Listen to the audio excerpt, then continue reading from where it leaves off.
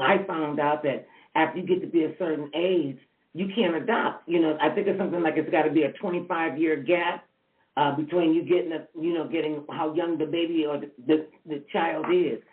That's what when you get older and you're still in the system, you age out, and that's it. They just put you out there in the world and let you go. Okay, but it varies. But what it tells me is that more people should talk to their kids when they're still kids about what kind of situations that may occur in the future. About them. Even if you come from a broken home, you can still talk to your child about them not having a broken home when they become an adult. Okay, I think they're calling it dysfunctional homes and toxic environments now.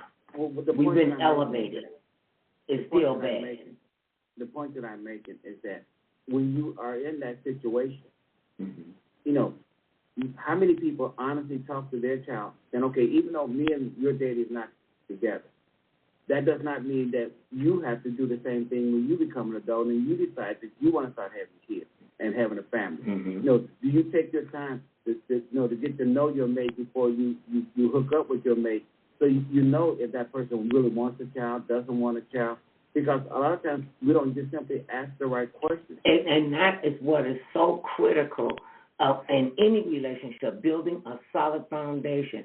And when you're talking about sharing your life and everything with this one person, it's you and them against the world, you need to really sit down and talk about this and get to know them. But all the time, I know they just jump into it. This circumstance just came out of nowhere because neither him or his wife anticipated his parents dying and leaving their sister. Okay, now what happens to her because they're no longer here? Right. Those are not situations that you normally sit down and talk to your mate about. We never sit down and talk about it and say, well, what if one of our brothers or sisters, a child, something happened to them? Will we be willing to take their child in? Right. We didn't talk about that. I know me and I know you, and I know that we would have stepped up and said, yes, we would take them in. That does not mean that everybody else it feels that way or will want to do that. Right. And to say because they don't do that, then there's something wrong with them as a person. No, it's nothing wrong with them as a person. And don't put somebody on somebody and say, well, I'm just giving them to you because you're blood. Now, if you treat them right, we hope you'll treat them right. But then again, you might be resentful that you have to take on this responsibility and you don't treat that person right. And so don't just assume that it will be automatic. And it's going to work. And cream when it happens. Because when you think about it, oftentimes, especially when it's there's been like some kind of gap, the daughter got out there in the world, got hooked up with people with drugs, and living a fast life. She gets pregnant, and she goes tell her parents that she's pregnant, and they're like, okay, we got you. You got to get off them drugs, and there's no reason for you to be on the street, and now you got a baby. We're not going to allow you to mistreat our grandbaby. We're going to take good care of you. And then, she knows this is going to happen. Then she off. She was, when it was having a conversation, she was living in Buffalo, New York. Next time they heard from her 7 years later, and she talked about, I'm clean and sober, I want my baby now. They were like, have you lost your mind? The child had no connection to her. They said she didn't, maybe if she called twice. Okay, hold on. Okay, but if that being the case, okay, to me, that would be a case where you would gradually bring the mother back into the picture. Because the time has passed. They just simply say, okay, I show up today and say, well, I'm the daddy. Okay, so I haven't been around for the first 8 years of your life, but I'm the daddy, so therefore I want to take you. I want you to come stay with me. You don't know me at all. You don't know me. The next door neighbor. The next door neighbor better than you know me. See, and the fact that I just simply say, well, I want to just come in and be a part of your life all of a sudden. I mean, that's a shock to that person. It is. And is the person truly off of drugs now? Well, see, now that was one of the issues that they had, to the best of my recollection. And they were like, okay, Now, this child is 7 years old, almost 8 years old. Yeah. We haven't spoken to you, and for the sake of the conversation, in a good 5.5 years. So this kid does not know who you are. And then you want to come in like a stormtrooper. Oh, I'm ready. I came to get my son. I'm ready. I came to get my son. It was like, so where do you live? Well, I live in Los Angeles, California, and you're going to take this child from Buffalo, New York, to Los Angeles, California, where we don't know anybody out there except you? And they were like, no. Yeah. Well, once again, see, that's why it is the details that goes into it. What they say, the devil is in the details. Because I don't know you, you don't know me, and then they come get me, and we leave together. When I'm taking you from some place that you were comfortable at, hopefully you were comfortable at the place you were. And then just take you the next day and say, well, come on, now you're coming and you're gonna stay with me now. You don't even really know me because you haven't seen me all your life. But all of a sudden, just because I can tell you I'm your blood, mother. You're supposed to believe me. Not just only believe you, but just accept and with open arms and say, okay, well, now we're gonna start a brand new adventure and everything will be perfect. Well, you as the child has a lot of questions too that you will be wanting to ask. Well, Mama, where were you? Daddy, where were you the past 5 years? If you really cared about me as much as you say you do now, how come you didn't care about me a year ago? See, the hard part about that is children at that age want to be with their parents, no matter what the circumstances. Can I do whatever I could do to get my mother and father back together, to get my family back together? And a lot of kids will act out, to get that. Only if you know. Wait a minute, that's only if you know. Wait a minute, if you know who your father, then you can fight for that battle. But if you don't know, you can't fight a battle that you don't even know. You can't say, okay, well, I don't know why my mother and father are not together, but now that I'm here, I want them two to be together. Well, children should not ever be put in a position to deal with and answer to grown people's problems. That is horrible, terrible. You don't tell your 8-year-old about your sex life. You don't be talking to your 13-year-old daughter and say, girl, let's get some jeans alike. Look, I'm getting my belly button. I mean, that's not what you do. That's not what you do. Okay, wait a minute. You're trying to bond with that person that you're not bonded with already. Because for whatever reason, right. Because it's too many details in every circumstance on why you're not with that person. But to come in and say, well, I'm just telling you now that this is what you should do, or this is how you should be. When I'm not aware of the circumstances to start with. Because if I haven't been in your life for 5, 6 years, to just show up out of nowhere does not mean that I automatically going to say, because you're my mother, you're my father, I trust you, period. I don't even know you. You just showed up, so let's go.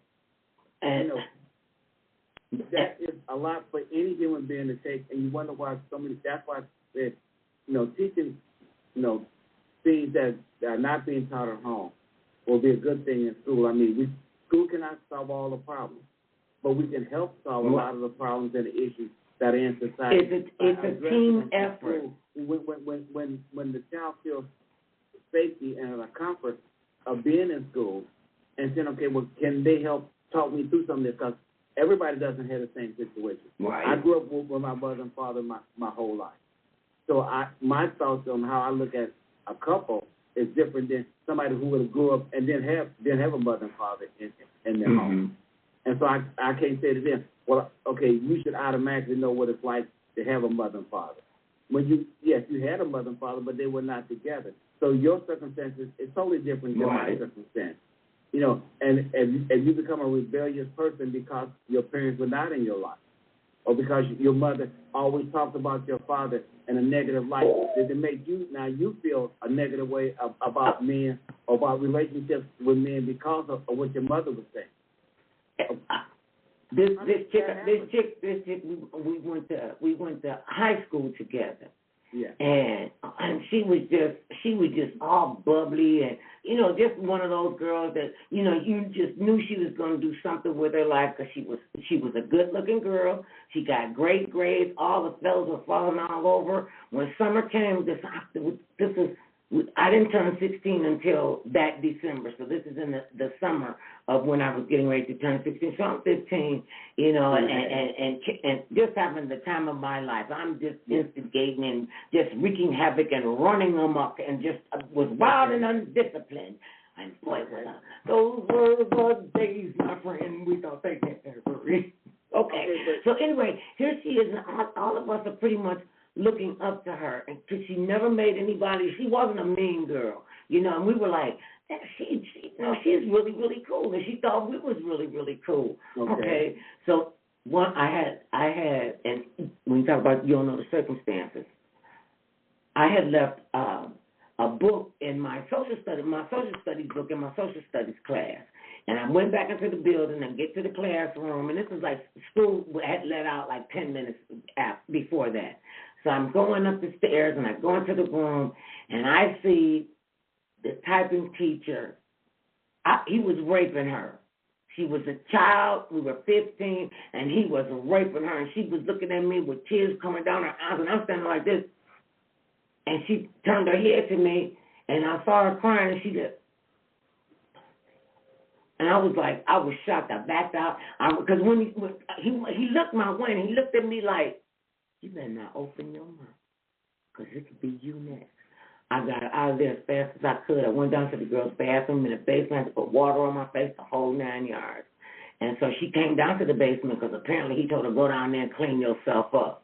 And that changed my trajectory right there. And I was just I was hurt for her. And she said, please don't tell anybody. Please don't tell anybody. I'm going to get an A in his class. So you're going to let him rape you in the class? She said, it wasn't no rape. What's raping? And they never talk about rape back then when we were growing up. You know, they called it having your way with him, having his way with you. He was raping. He was raping her. And she said, please don't tell. Please don't tell.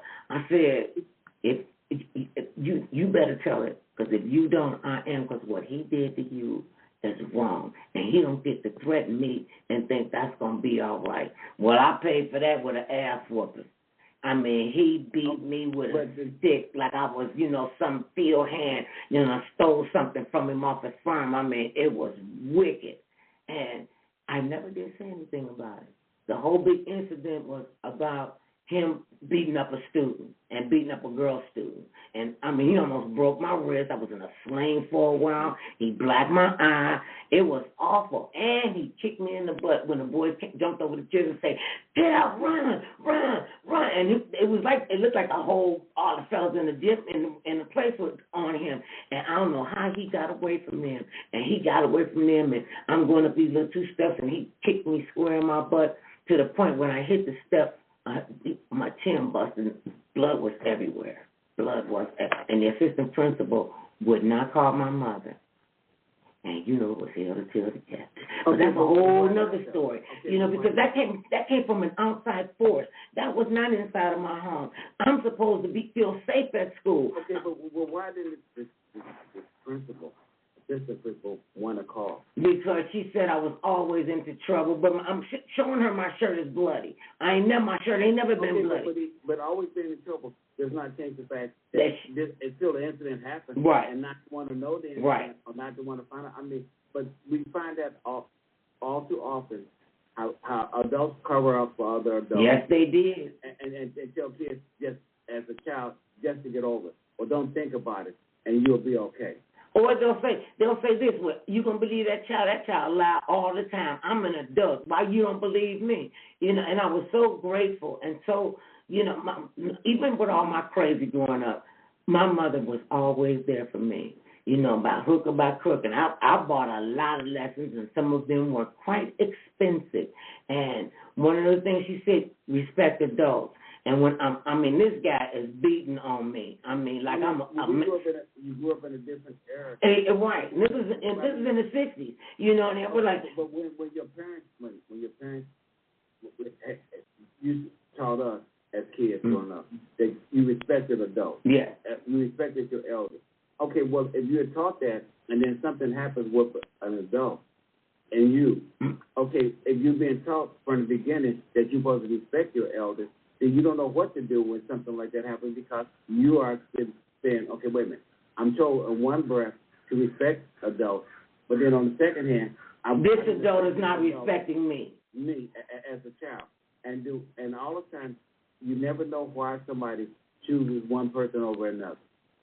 When I say choose one person over another, why so many people, single women,